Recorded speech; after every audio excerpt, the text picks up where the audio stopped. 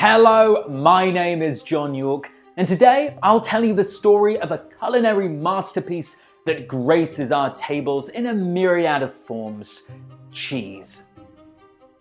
A staggering 23 million tons per year are produced globally, with half of this number coming from Europe alone. In fact, the top cheese consumers in the world are the Danish, each of them eating an average of 28 kilos of this delicacy per year, closely followed by Icelandic and Finnish.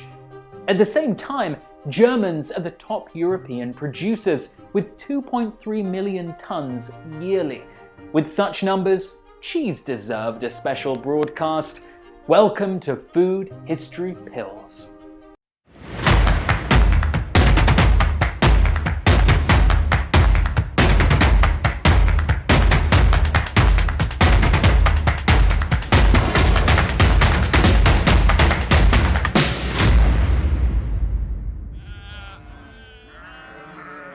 The history of cheese stretches back to the dawn of human civilization, connecting to a time around 8000 BC when our ancestors initially domesticated sheep and goats. Historical records that provide insights into their way of life reveal the utilization of animal skins and expanded internal organs for storage purposes. This hints at the accidental origin of cheese making. Storing milk within such internal organs introduced it to rennet, resulting in the rapid formation of curds and whey. The earliest archaeological evidence of cheese dates to approximately 5500 BC, with the earliest visual representation recorded on Egyptian tomb walls about 4000 years ago. Cheese produced during this era in regions like Egypt and the Middle East was likely characterized by its intense saltiness, robust flavor, and crumbly texture, resembling contemporary varieties such as feta and cottage cheese. This approach was necessary due to the elevated temperatures prevalent in those regions, prompting the inclusion of natural preservatives, notably salt, within the cheese's composition. With the dissemination of cheese-making knowledge from Egypt northward, Greece and Rome emerged as origins for numerous additional cheese varieties. The cooler climate in these regions facilitated experimentation among cheese artisans, not only involving rennet and alternative acidic agents for milk-to-cheese conversion, but also encompassing diverse bacteria suitable for crafting medium and hard cheeses. Compared to their predecessors, European cheeses contained fewer salt and preservatives, rendering them highly enjoyable on the palate. Consequently, an array of unique aromas swiftly gained popularity. In the era of Rome's dominance, cheese assumed the role of a daily sustenance for both the affluent and the underprivileged. The craft of cheesemaking matured into a recognized art form celebrated by enthusiasts of fine cuisine.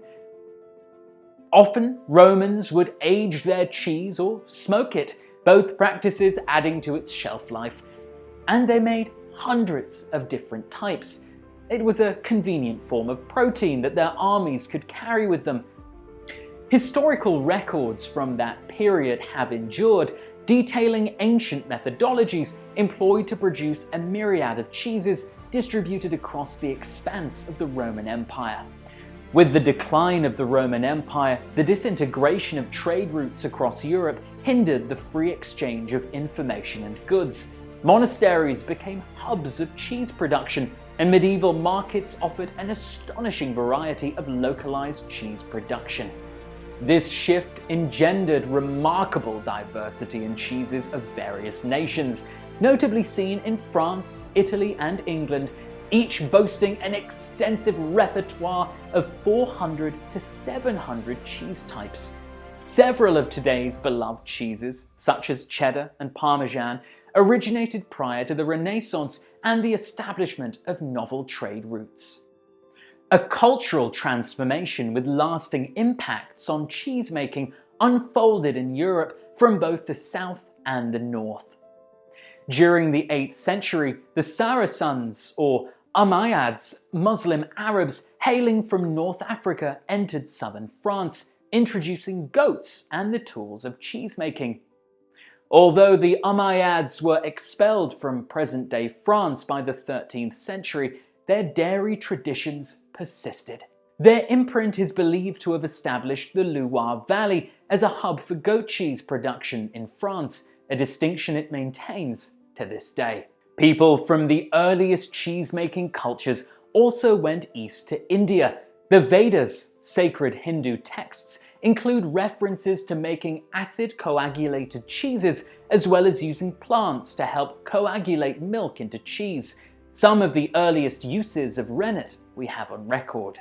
It's theorized that unaged ferments, like yogurt and fresh cheeses like paneer, took hold in India instead of aged cheeses due to factors like the tropical climate, as well as an emphasis on food purity in the Vedas that may have made the controlled decomposition process of aged cheesemaking less appealing.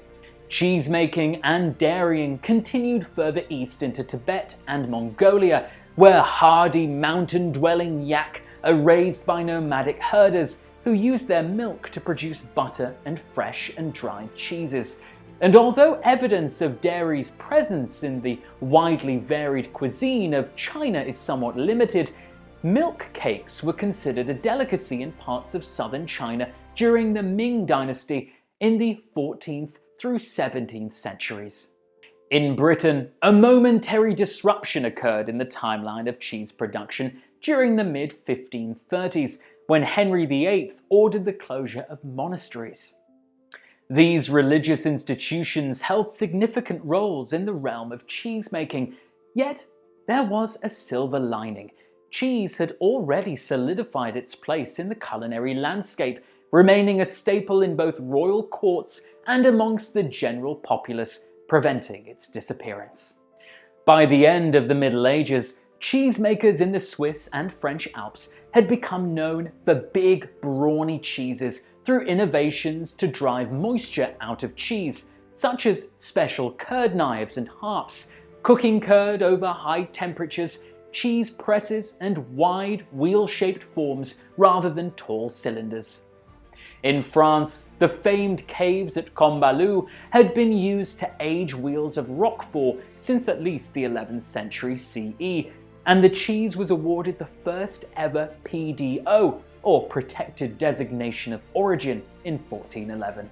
Cheesemakers in northern Italy's lowlands combined a plentiful salt supply with techniques borrowed from alpine monks to make massive cylinders of long-lived Grana-style cheeses, like Parmigiano Reggiano and Grana Padano, which were exported as far away as Britain. Organized production of cheese arrived in Europe in 1815 with the establishment of the first cheese factory in Switzerland. Still, mass success was achieved only with the Industrial Revolution, which changed cheese forever. Factory production and refrigeration brought cheese to the masses, thanks to dairy farmer Jesse Williams, who built the first cheese assembly line in the USA in 1851. Just decades later, cheese production exploded in North America, with factories surpassing home production by the time of World War II. In modern times, factory production of cheese vastly surpasses home production, although many most respected cheeses are made using centuries-old recipes that require careful manual handling of all cheese-making processes. As global cuisine flourished, cheese played a starring role in dishes around the world. Today, cheese is celebrated through festivals, competitions, and a focus on sustainable practices. The love for cheese unites people across cultures and generations. Looking ahead, cheese continues to evolve. Technological innovations meet traditional methods, and gourmet trends inspire new culinary masterpieces. There you have it! It's over! Feel free to share this episode or any other food history pills, and don't forget to like, subscribe, and hit that notification bell to stay always updated with our content here on History Food Channel. And remember, eating is a privilege. Enjoy it. Bye.